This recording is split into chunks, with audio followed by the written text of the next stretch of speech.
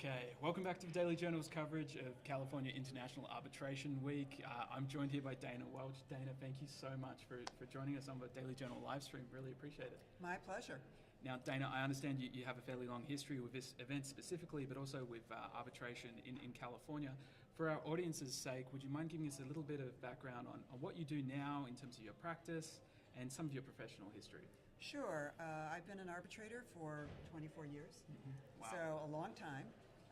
Before I was an arbitrator, I was the general counsel of a technology-focused investment bank here in San Francisco, Robertson Stephens. And when that job ended, I thought about what I wanted to do with law that would really last me through the rest of my life, and I said, I'm going to be an arbitrator. So my practice consists of complex commercial cases, employment cases, and international cases. Okay, great.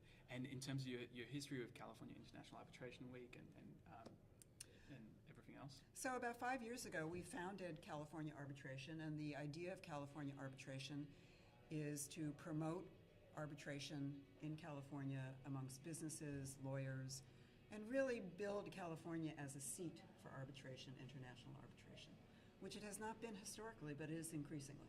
Okay, great. And Dana, you moderated a panel yesterday, I believe.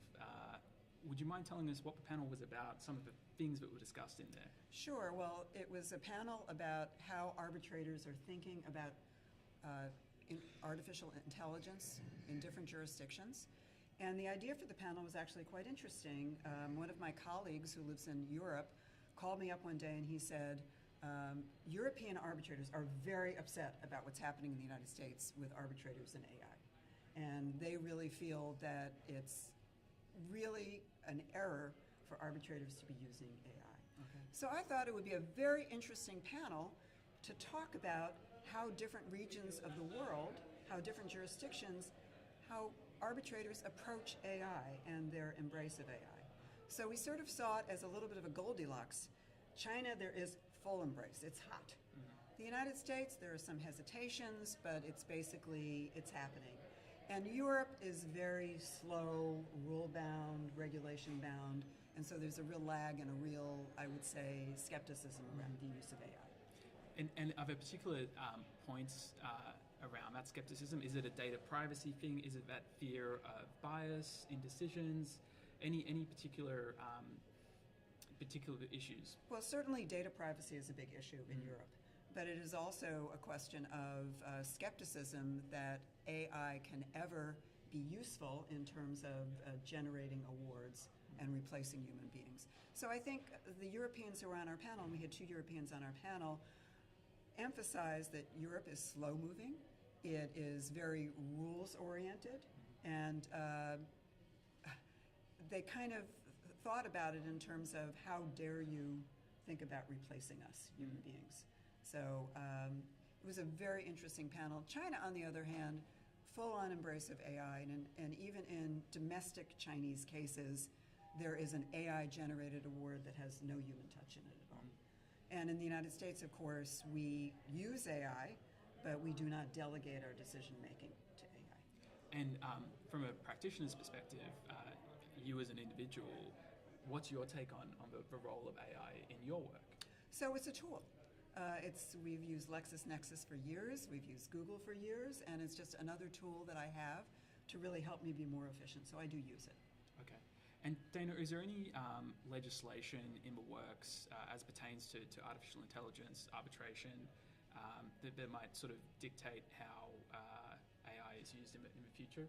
Well, there is a bill that's currently in front of the California Assembly that's been passed in the Senate, California Senate, and it's a bill that really is very restrictive in terms of the use of AI by arbitrators. Specifically, it's oriented to arbitrators. And there's a lot to love in the bill. It says that you don't want to delegate any decision-making. Great. You want to be transparent. Great. You want to preserve confidentiality. Great. But then there's some language in there that can really be interpreted to basically prohibit the use of AI. And it's basically that arbitrators can't use AI for tasks which may have an influence on decision-making. So for instance, I use AI to generate a chronology. But you could say that generating a chronology will have an effect on the decision-making. I use it to generate a statement of facts. You can say that it would have an effect on the statement of facts. So the problem I have with that legislation is specifically that broad language that you can't use it for tasks which may affect your decision making. And I believe that if the bill is passed, it will be very detrimental to the business of arbitration in California because everyone else will be using AI in all the other states. Yeah, and so how does that fit with, obviously a big aim of this week is promoting California as a seat for arbitration. If it were passed and that competitive disadvantage happened, do you think it would really impede future growth? Well, it's not clear whether it would affect international arbitration. That's unclear. We actually in the panel did something very interesting, an experiment, because somebody in the audience raised, oh, it's only going to affect domestic arbitration. So we fed it into the AI machine on our phones. And we got two different answers. Two of the AI said, yes, it affects international arbitration. And one said, no, it's only in domestic arbitration. So I think it's, number one, it's going to cause a lot of confusion. And number two, I think it really will affect the abilities of arbitrators to be efficient and successful. Okay, and in terms of the future of this specific legislation, are you hoping that it might be amended to provide more clarity and perhaps be less restrictive, or is it a back to the drawing board kind of situation? So both the American Arbitration Association and the California Dispute Resolution Council have put in amendments that hopefully the Assembly will consider in due course. And I'm very hopeful that will happen.